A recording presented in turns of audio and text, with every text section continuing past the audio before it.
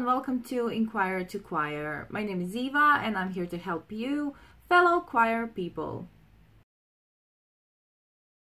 If you're working as a choir conductor, chances are that choir had a conductor before you and you had to come in and take over. Maybe you're in this position right now.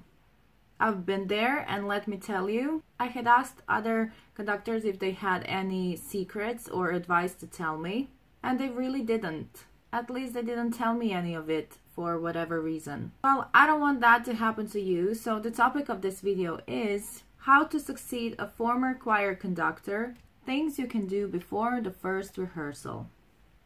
The thing about this problem is nobody looking from the outside at this situation realizes that it's a tough one. Everybody sees the aspect of 1, yeah, you got a new job, good for you. And 2, you better prepare for the first rehearsal. But people tend to forget that they are coming to this position as a new person who the choir probably doesn't know and doesn't trust just yet. The choir probably had a conductor before you, who was with them for a longer period and whose style they were used to, who they learned how to trust, and they knew his or her ways of leading. The fact the choir is getting a new conductor is a big change, bigger than you imagine, especially if you're working with non-professional choirs. However, there are things you can do before the first rehearsal even starts that can help you. In this video, I give you a list of all the things you can do before the first rehearsal even starts.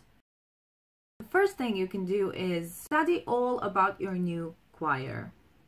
Today, everyone has an internet presence. So go on and find your choirs. Study all the media, including all the relevant biographies and performances. Study how many members it has, how they're positioned on the stage, how their former conductor conducted, and get a sense of their repertoire. You never know when you will find this information useful, but I guarantee you will need it at some point. Even if you will just be able to make a reference to your choir during the rehearsal somewhere in the future. If you see that you care about their past, they are more likely to want to have a future with you. The second thing you can do is have a meeting with the choir's leadership and ask them everything, and I do mean everything. The choir's president and secretary will appreciate if you want to know how they work and which tasks they handle and which are expected to be yours. It is important not to go against them, even without your knowledge. And if you're working successfully with your choir's leadership, you are off to a better start.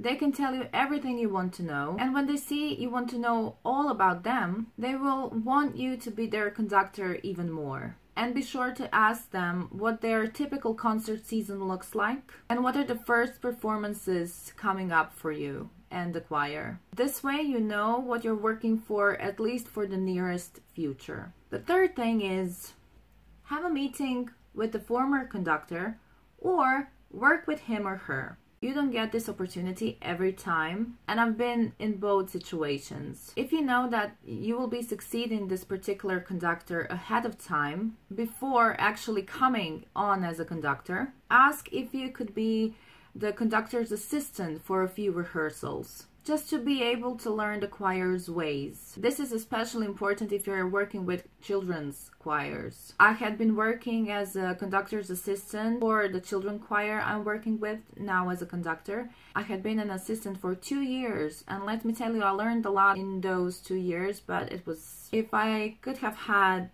another 2 years, I would be very grateful. If being an assistant conductor is not available for some reason, then a meeting will do. Be humble at that meeting and be aware that maybe this conductor will not be willing to share all his or her secrets. But if you do it with respect, and if you get the message of, I know I have some big shoes to fill through, then maybe it will be easier. And the most important thing you can ask your former conductor is that he or she introduces you to the choir themselves. It's a huge deal when a former conductor is leaving. So if he or she comes to your first rehearsal, the choir gets a chance to say goodbye to their former conductor, and you get a warm introduction by their former leader, which shows your new choir that you are to be trusted. And when you gather all the information, it's time to make a plan.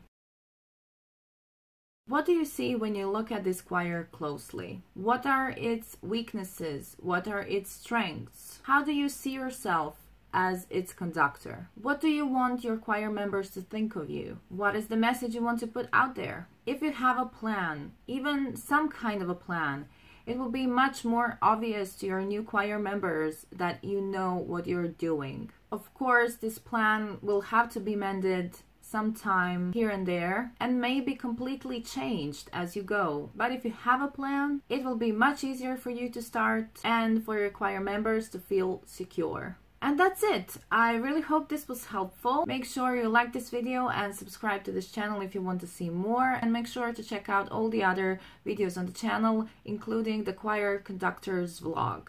Conduct well, conductors, and I'll see you next time. Bye!